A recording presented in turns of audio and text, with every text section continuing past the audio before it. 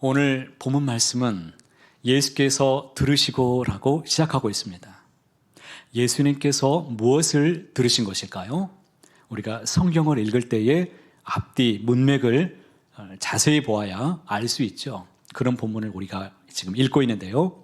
바로 앞절 본문 말씀을 보면 예수님께 그 세례 요한의 제자들이 찾아왔습니다. 자, 세례 요한의 제자들이 무슨 소식을 가지고 왔을까요?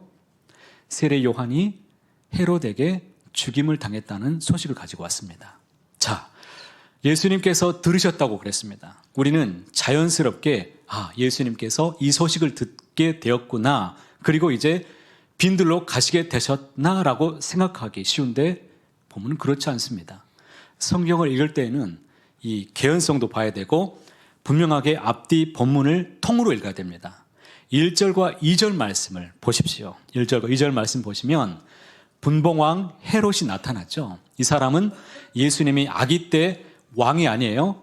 그 아들 분봉왕 헤롯이 이제 나타났습니다. 이 사람이 신하에게 이렇게 말하죠. 내가 죽인 이 세례 요한이 다시 살아난 것 같다. 예수님에 대한 소문을 들었는데 그가 세례 요한일 것이다 라고 신하들에게 말했다는 이 소문을 예수님이 들으셨다는 것입니다. 그래서 예수님이 지금 어디로 가십니까? 빈들로 가신 것입니다. 왜 가신 것입니까? 세례 요한을 잡아서 죽인 이 분봉왕 헤롯이 예수님도 잡아서 어쩌면 우리가 상상할 수 없는 일을 또 저지를 수도 있기 때문에 예수님 아직은 때가 아니셔서 그의 시선을 피해서 빈들로 잠시 가게 되셨다라는 것입니다. 자, 이해가 되시죠? 예수님께서 배를 타시고 빈들로 가셨을 때에는 그때는 우리 예수님도 슬픔이 필요하신 분이셨습니다. 지금 사랑하는 선구자였던 세례 요한을 잃은 슬픔이 있었습니다. 뿐만 아니라 예수님도 이제 앞으로 본인도 가셔야 될 십자가의 길을 생각하시면서 어쩌면 마음이 지금 많이 무거우셨을 것입니다. 그런데 슬픔을 누릴 이런 시간조차도 없습니다. 사람들이 여기저기서 많은 사람들이 몰려왔습니다. 예수님이 오셨다 그러면서 각 거울에서부터 따라오는 사람들이 수많은 무리들이 모이기 시작한 겁니다. 자, 14절 말씀을 함께 읽어보도록 하겠습니다. 예수께서 나오사 큰 무리를 보시고 불쌍히 여기사 그 중에 있는 병자를 고쳐주시니라. 여기서 우리는 예수님의 애끓는 목자의 심정을 우리가 맛볼 수 있습니다. 개인적인 슬픔 가운데 지금 계셨지만 무리를 보시면서 너무나 불쌍해서 견딜 수 없는 것입니다. 그들을 고쳐주지 않고서는 견딜 수 없는 마음이 주님 안에 있으셨습니다. 여기서 불쌍히 여기다라는 이 단어 여러분 너무나 잘 아실 것입니다. 헬라어 단어로 스플랑크 니조마이라는 이 단어를 쓰고 있는데 이것은 창자가 끊어질 듯한 고통을 예수님께서 느끼셨다는 것입니다. 예수님은 우리의 연약함을 잘 알고 계십니다. 우리가 무엇 때문에 아파하는지도 잘 알고 있습니다. 내가 무엇이 필요한지도 주님은 잘 아시는 분이십니다. 그것을 아시기 때문에 그것을 아신 주님이 우리를 채워주시고 도와주시길 원하십니다. 창자가 뒤틀리는 듯한 깊은 사랑을 가지고 그들 한 사람 한 사람을 예수님이 만져주시고 함께 하신 것입니다. 예수님은 몰려든 병자들을 하루 종일 고쳐주셨습니다. 그리고 저녁 때가 된 것입니다. 예수님 당시에 유대인들은 하루에 2끼 정도밖에 먹질 않았습니다. 그것도 좀 있는 사람들이 그렇게 먹었지 가난한 사람들은 하루에 한 끼도 먹을 때가 있고 못 먹을 때도 있었습니다. 게다가 예수님 주변에 지금 몰려든 사람들은 어떤 사람들이었냐면 대부분 가난한 사람들이었습니다. 그러니 하루 한 끼 생활하는 사람들이 대부분이었기 때문에 예수님은 그들을 도저히 그냥 돌려보내실 수가 없으셨습니다. 바로 그때 제자들이 말하지요. 15절에서 때도 이미 저물었으니 무리를 보내어 마을에 들어가 먹을 것을 사 먹게 하소서. 제자들의 이 제안을 보면 매우 현명하죠. 아주 합리적인 이런 대책을 세웠습니다. 그런데 예수님의 반응이 참 충격적입니다. 16절에 보면 이렇게 말씀하시죠. 갈 것 없다. 너희가 먹을 것을 주라고 말씀하십니다. 갈 것 없다는 이 말은 너희가 생각하는 방식으로 해결하지 말라는 것입니다. 그리고 너희가 먹을 것을 주라는 이 말은 그냥 결론적으로 말씀을 드리면 단순히 물질적인 공급이 아니라 너희가 복음의 공급자가 되어라라는 뜻입니다. 이 말씀은 요한복음 6장에서 나는 생명의 떡이라 라고 말씀하신 예수님의 선언과 이어지는 말씀이십니다. 그러니까 진정한 양식은 누구이십니까? 예수님 자신이시고 오직 예수님만이 진정한 생명의 양식이 되신다라는 뜻입니다. 그러면 그 생명의 양식을 나누어 주는 자로 초대받은 사람들이 누구일까요? 바로 당시의 제자들이었습니다. 그리고 오늘날 이 자리에서 함께 예배하고 있는 저와 여러분이 이 생명의 양식을 나누어 주는 자로 지금 초대받아서 이 자리에 앉아 있는 줄 믿습니다. 이 말씀을 들은 제자들의 반응이 어땠을까요? 요한복음 6장에 보면 제자들의 반응이 구체적으로 자세히 나옵니다. 먼저는 빌립이라는 사람이 얘기했죠. 잘 아시는 것처럼 각 사람에게 조금씩만 나누어줘도 200데나리온으로도 턱이 없다라고 얘기합니다. 200데나리온은 당시의 노동자 이 월급으로 8개월치의 월급이었습니다. 거기다가 안드레도 거들지요. 거기에 한 어린이가 도시락을 싸가지고 왔는데 엄마가 무엇을 싸줬냐면 열어보니까 무엇이 있었습니까? 보리떡 5개와 물고기 2마리가 있었습니다. 이 오병이어를 가지고 여기에 있는 사람들을 먹일 수 있다고요? 절대 그럴 수 없습니다. 라고 이렇게 얘기했습니다. 여러분 한번 생각해 보시기 바랍니다. 모여든 사람이 모두 몇 명이었습니까? 자, 5,000명이었는데 그 앞에 수식어가 있죠. 남자만 5,000명이었습니다. 그러니까 여자와 아이를 포함하면 2만 명 이상은 충분히 적히 되었을 것입니다. 그러니 보리떡 5개하고 물고기 2마리로 이 사람들을 다 먹일 수 있다? 이것은 불가능하다라는 것입니다. 우리도 그렇지 않습니까? 우리는 언제나 우리가 가진 것을 계산합니다. 예산이 지금 얼마나 있는지, 인력이 지금 충분한지, 지금 상황이 괜찮은지, 형편이 지금 어떤지, 충분한지에 대해서 먼저 우리가 그것을 따집니다. 그러나 하나님의 일은 계산으로 움직이지 않습니다. 믿음으로 움직이는 것입니다. 교회는 예산으로 일하는 것이 아닙니다. 교회는 믿음으로 일하는 것입니다. 예산은 하나님의 역사를 제한하기 위해서 사람이 만든 것이 아닙니다. 오히려 하나님의 역사, 하나님께서 이미 이루실 일을 믿음으로 우리가 작정하고 그 일을 기록하는 도구가 무엇이냐? 이것이 바로 예산입니다. 이제 앞으로 예산위원 모이실 텐데요. 한 3일은 금식하고요. 열심을 다해서 기도하시고 나가시길 바랍니다. 예수님은 제자들에게 너희가 먹을 것을 주라라고 말씀하셨습니다. 교회가 가진 것은 언제나 보리떡 5개와 물고기 2마리에 불과합니다. 어떻게 보면 교회는 항상 부족한 것이 많습니다. 그러나 그것이 주님의 손에 들려질 때 그 부족한 것이, 그 적음이 하나님의 풍성함으로 변화되게 된다는 것입니다. 누구의 손에 들려질 때? 하나님의 손에 들려질 때 이것은 반드시 능력의 역사로 일어나게 된다는 것입니다. 오늘 교회가 해야 될 일이 무엇일까요? 계산기를 두드리는 것이 아니라 하나님 앞에 나와서 진정으로 무릎을 꿇는 일인 줄을 믿습니다. 무릎을 꿇어야 하나님께서 역사해 주실 줄을 믿습니다. 우리가 가진 것을 들고 주님께 나올 때 주님은 그것을 떼어서 수많은 사람들을 먹이실 수 있으십니다. 그러므로 교회의 사역은 얼마나 있느냐에 달려있는 것이 아니라 누구의 손에 있느냐에 달려있는 줄을 믿습니다. 누구의 손에 붙잡혀 있는가. 우리의 손에 있을 때는 한 끼 식사밖에 되지 않습니다. 그러나 주님의 손에 있을 때는 5,000명이나 먹고도 남는 그런 기적의 역사가 일어나게 되는 것입니다. 이것이 바로 하나님 나라의 원리입니다. 오늘날도 일어날 수 있는 충분한 하나님의 역사하심이십니다. 사랑하는 성도 여러분, 오늘 우리의 현실이 아무리 부족해 보인다고 할지라도 이 주님의 말씀을 내가 굳게 믿고 성경에 기록된 역사로만 보지 말고 오늘 나에게도 하나님께서 주신 말씀으로 믿고 그대로 따라가며 순종해 내신다면 하나님은 다시 한번 오병이어의 기적의 역사를 일으켜 주실 것을 믿습니다. 18절에 예수님께서 아주 놀라운 말씀을 하시죠. 뭐라고 말씀하십니까? 그것을 내게 가져오라고 말씀하십니다. 그것을 내게 가져오라. 여기에 복음의 핵심이 있습니다. 주님은 우리에게 없는 것을 요구하지 않습니다.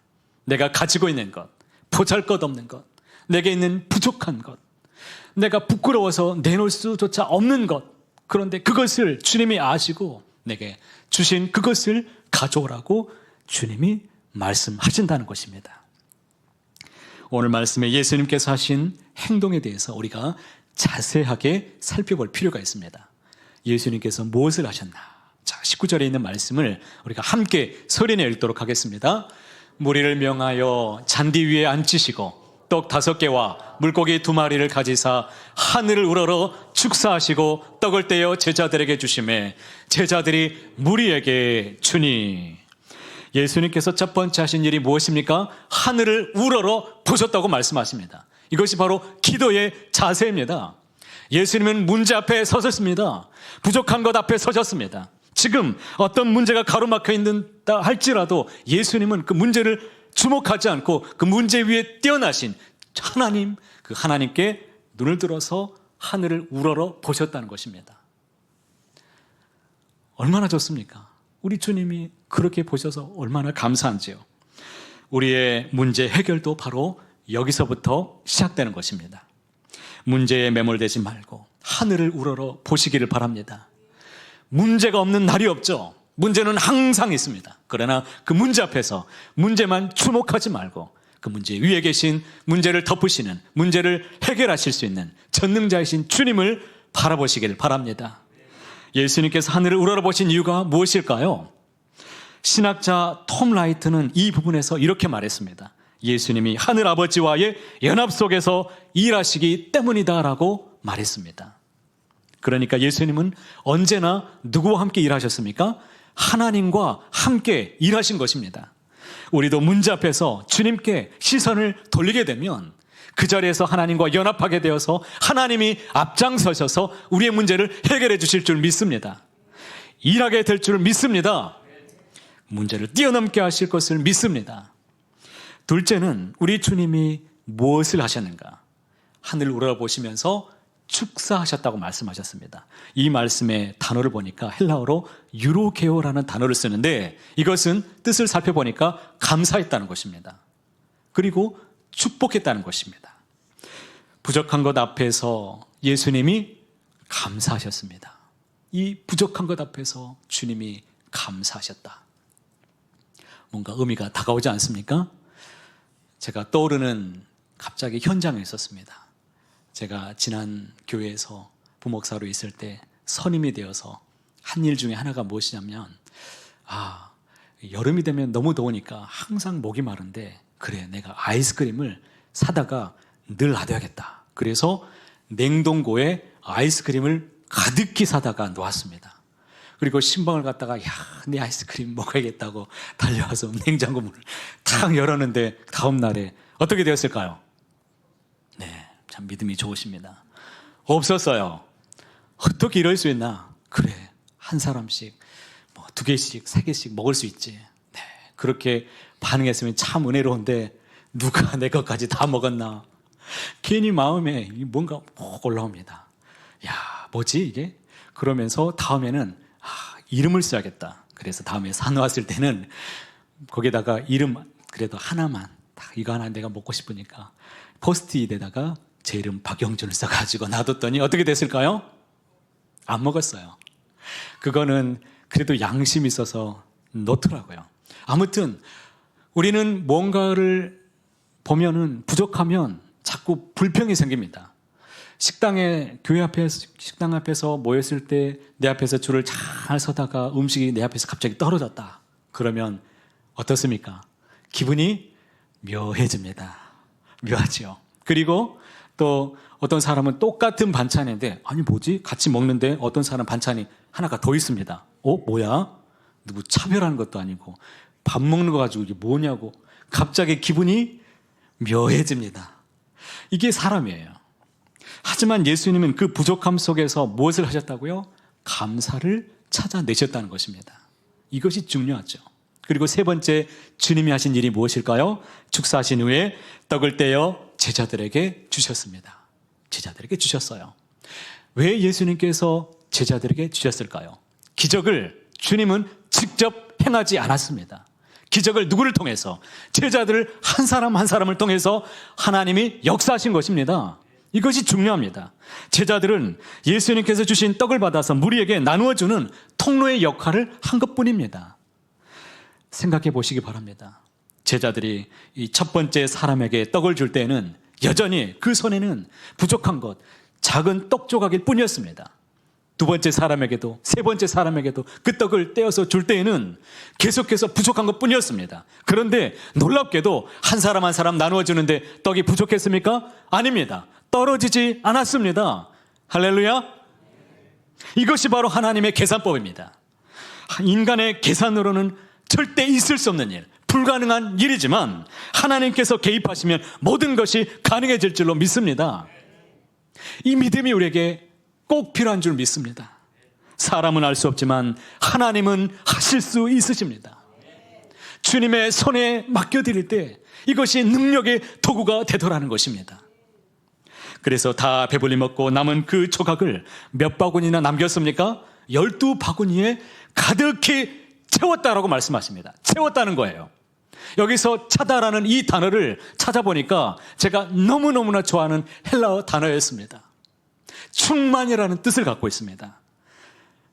플레로마입니다. 따라해 보시겠습니다. 플레로마. 플레로마. 한 번 더 크게요. 플레로마. 네. 오늘 오신 분들은 적어도 헬라어 단어 하나를 배워서 가신 것입니다. 플레로마의 뜻이 무엇이라고요? 충만함입니다. 저는 여러분의 삶이 하나님의 은혜로 충만케 되시기를 축복합니다. 주님의 은혜로 충만함이 넘치게 되시기를 원합니다. 기도로 충만해지시길 바랍니다. 은혜로 충만해지시길 바랍니다. 말씀 가운데 내 삶이 부해지고 충만한 삶이 되시기를 주님의 이름으로 축복합니다. 우리가 충만한 삶을 살 수 있는 비결이 바로 여기에 있다는 것입니다. 저는 우리의 신앙에 있어서 이 충만함이 그 무엇보다도 저는 중요하다고 저는 믿습니다. 충만함을 잃어버리면 신앙생활을 가지고 있어도 그냥 허울 뿐입니다. 드라이해집니다. 사람이 그냥 메말라가지고 어떤 말을 해도 은혜가 되지 않은 그런 드라이한 상태는 결코 되지 마시길 바랍니다. 하나님은 오병이어를 통해서 오늘날 우리에게도 충만하도록 채워주시기를 원하십니다. 그렇다면 우리가 이러한 충만한 삶을 정말 살기를 원하신다면 과연 어떻게 해야 되는가? 여기에 몇 가지 보화가 있습니다. 첫 번째는요, 잘 들으시기 바랍니다. 우리의 부족함을 인정하시길 바랍니다. 나의 부족함을 하나님 앞에 가지고 나와야 되는 것입니다.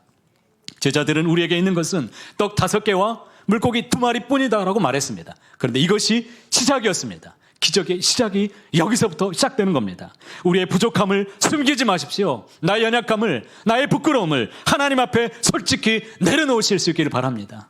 그리할 때 우리의 건강도, 우리의 물질도, 우리의 은혜도 부족할 때가 많이 있지만 하나님의 손에 들려지게 된다면 능력의 도구가 반드시 되는 줄 믿습니다. 우리는 뭔가 하려고 하면 자꾸 준비가 되었을 때, 능력이 되었을 때, 그때야 뭔가를 하고 싶습니다. 사람들이 인정할 만한 성과가 있을 때, 보여질 때, 그때 내가 이것을 좀 하나님께 해야겠다, 이런 마음들이 생기지요. 그러나 오늘 성경을 보십시오. 고린도후서 12장 9절 말씀에 이렇게 말씀합니다. 함께 읽어보실까요? 내 은혜가 내게 족하도다. 이는 내 능력이 약한 데서 온전하여 짐이라. 아멘. 하나님이 주신 은혜가 충분하다는 것입니다. 내게 주신 그 은혜가 충분한 줄 믿으시길 바랍니다. 그것이면 됩니다. 부끄러워도 부족해도 그것이 하나님 앞에서는 족한 은혜인 것입니다. 하나님은 강한 자를 쓰시는 것이 아니라 부족함을 아는 사람, 인정할 줄 아는 사람, 그 사람을 들어서 사용하시는 분이십니다. 우리의 연약함을 통해서 오히려 강하게 하시고 하나님의 능력의 역사가 일어나게 되는 것입니다. 내가 할 수 있다라고 이렇게 생각하고 그렇게 믿고 살아가는 사람들에게는 그 자리에는 예수님이 일하실 수 있는 공간이 없습니다. 그러나 주님, 저는 부족합니다. 주님, 저는 연약합니다. 주님, 저는 주님의 도우심이 필요합니다. 이 시간 주님께서 해주시길 원합니다. 주님의 도우심이 필요합니다. 주님이 없이는 아무것도 할 수 없습니다. 이렇게 고백하면 우리 하나님께서 주님의 일하실 자리가 활짝 열리게 되는 줄 믿습니다. 주님이 우리에게 분명히 말씀하십니다. 그것을 내게 가져오라는 것입니다. 그것이 어떤 것이든지 내게 주신 그것을 부끄러울지라도 연약할지라도 아무것도 없다 할지라도 그것을 주님께 기꺼이 가져오시기를 바랍니다. 지금 여러분의 손에 들려있는 것이 과연 무엇입니까? 작디 작은 믿음이십니까?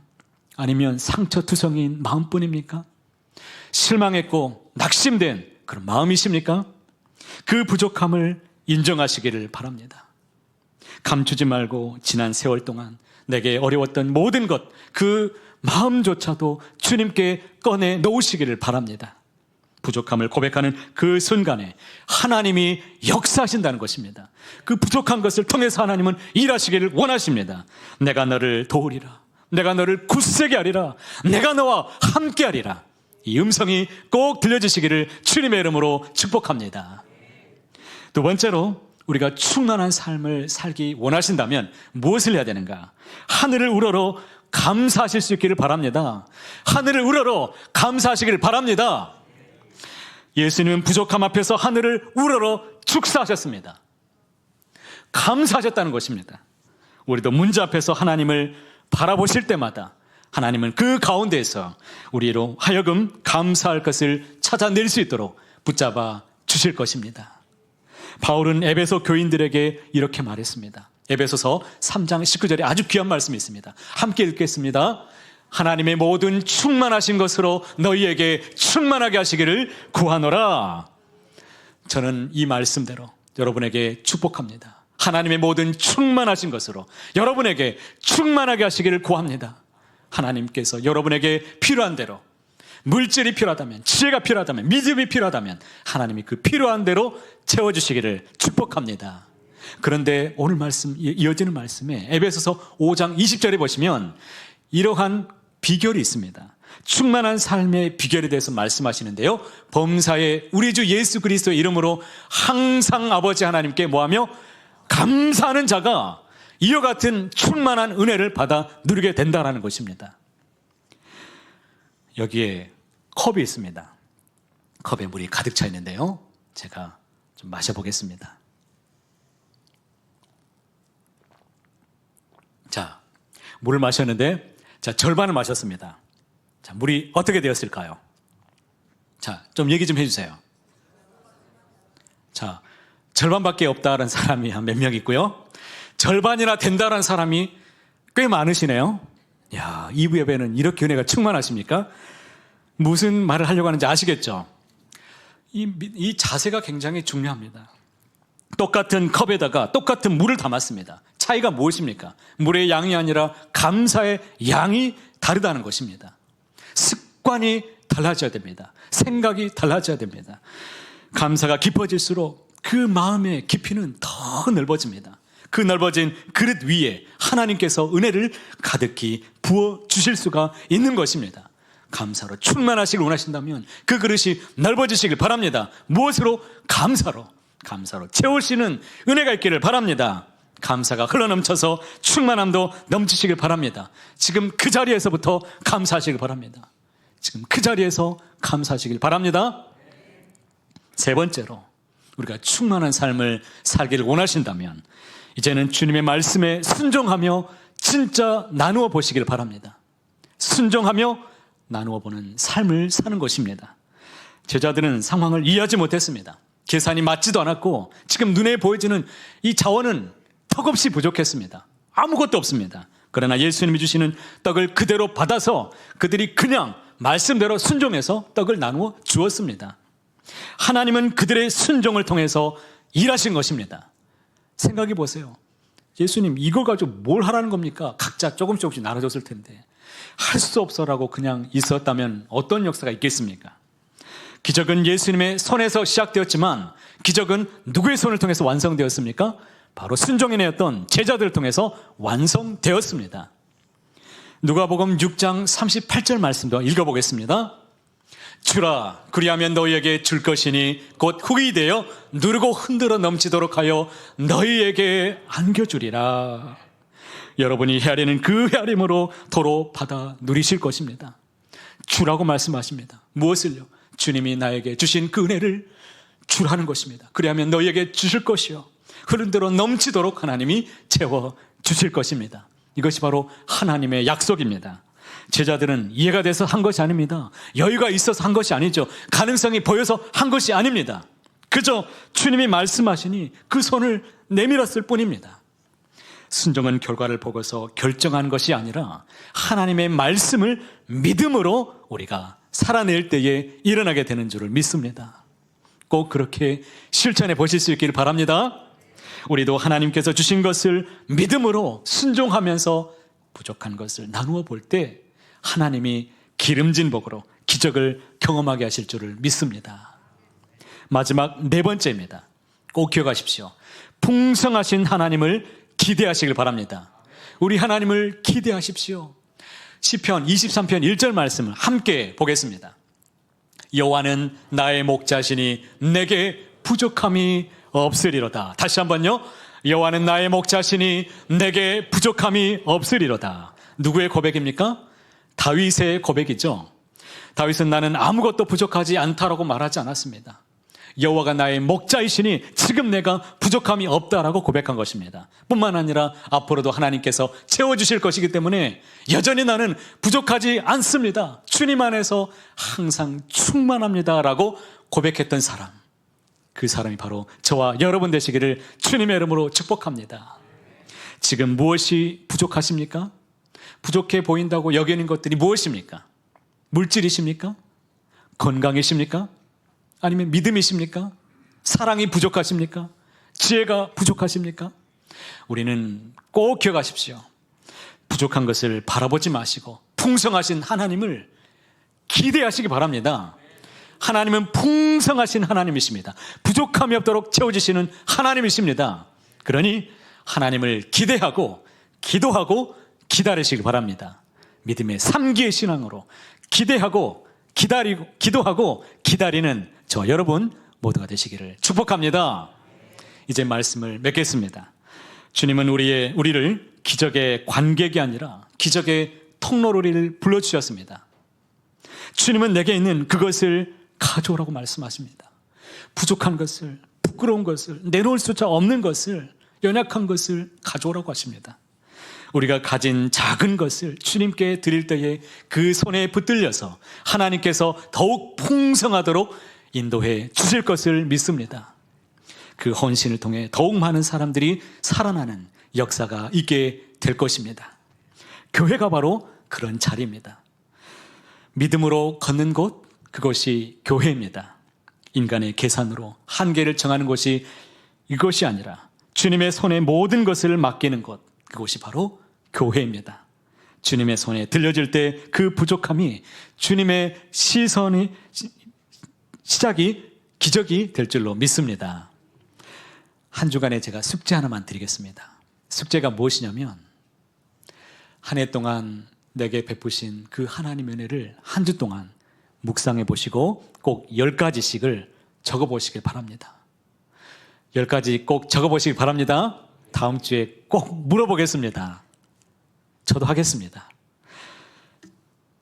어떤 이는 여전히 부족하다고 생각하실 수도 있고 또 어떤 이는 채워졌지만 여전히 부족하게 느끼실 수 있습니다. 그러나 플레로마는 항상 충만한 상태입니다. 무엇으로? 믿음으로 플레로마 충만한 상태입니다. 저는 이러한 상태가 되기를 원합니다. 플레로마의 신앙으로 부족함과 체험 사이에서 가득히 채워주시는 하나님의 은혜를 항상 맛보게 되시길 바랍니다. 이 한 주간 이제 하나님께서 준비하신 은혜의 잔치, 새벽 기도회, 특별한 기도의 잔치에 오셔서 기도의 자리에 우리의 부족함을 체험받는 은혜의 시간 되시길 바랍니다. 내가 부족한 것을 부르짖어서 하나님의 손길로 가득히 채워주시길 바랍니다. 바라기는 여러분의 가정과 여러분의 삶 속에, 개인의 인생 속에, 일터 속에, 우리의 나라와 민족 안에 주님의 손으로 닿지 않는 모든 것이 없도록 하나님께서 베풀어 주시기를 간절히 소원합니다.